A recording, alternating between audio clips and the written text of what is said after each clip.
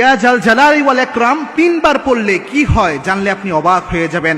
ইয়া জাল জালালি ওয়াল ইকরাম এই শব্দটা যদি আপনি তিনবার পড়তে পারেন, এটার যে ফজিলত রয়েছে এটা জানলে নিজেই অবাক হয়ে যাবেন, যেটা রাসূল সাল্লাল্লাহু আলাইহি ওয়াসাল্লামের হাদিসের মাধ্যমে জানা যায়। দেখেন আল্লাহর হাবিব সাল্লাল্লাহু আলাইহি ওয়াসাল্লাম তার জীবদ্দশায় যে আমলগুলো করতেন, যে জিনিসগুলো জানিয়েছেন, যে ইনস্ট্রাকশনগুলো দিয়ে দিয়েছেন, এই সবগুলোর মধ্যে বারাকা রয়েছে। এই সবগুলো উম্মতের জন্য শিক্ষা। রাসূল সাল্লাল্লাহু আলাইহি ওয়াসাল্লাম একদা বসা ছিলেন মসজিদে নববীতে, আল্লাহর হাবিব সাল্লাল্লাহু আলাইহি ওয়াসাল্লাম বসে রয়েছেন।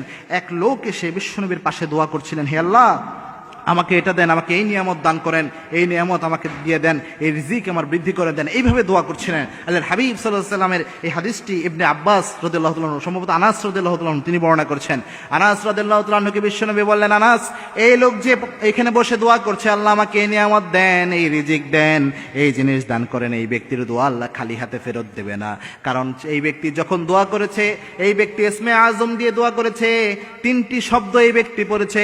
এক নাম্বার পড়েছেন ইয়া হাইয়ুন ইয়া কাইয়ুম, এর পরে পড়েছেন ইয়া জাল জালালি ওয়াল ইকরাম। এই তিনটি শব্দ দিয়ে যদি কেউ দোয়া করে, ইসমে আজম আল্লাযী ইযা দুআয়া বিহি আজাবা, এই ইসমে আজম দিয়ে দোয়া করলে ওই দোয়া আল্লাহ খালি হাতে ফেরত দেয় না। এই লোক যেহেতু এই জিনিস দিয়ে দোয়া করেছে, সুতরাং এর দোয়া কবুল হবে। এখানে যে ইয়া জাল জালালি ওয়াল ইকরাম এই জিনিসটা পেলেন, এই ইয়া জাল জালালি ওয়াল ইকরাম এটা কি ইসমে আজম বলা হয়।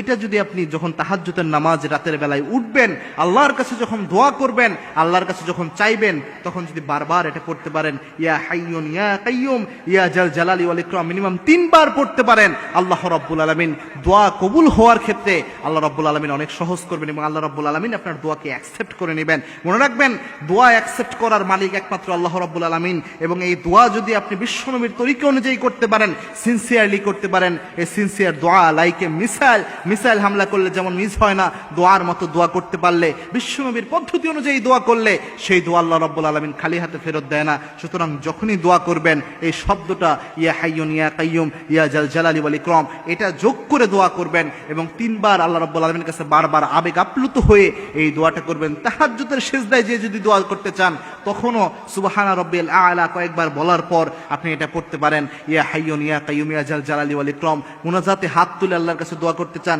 তখনও আপনি এটা আমল করতে পারেন, ইয়া হাইয়ুন ইয়া কাইয়ুম ইয়া জাল জালালি ওয়াল ইকরাম।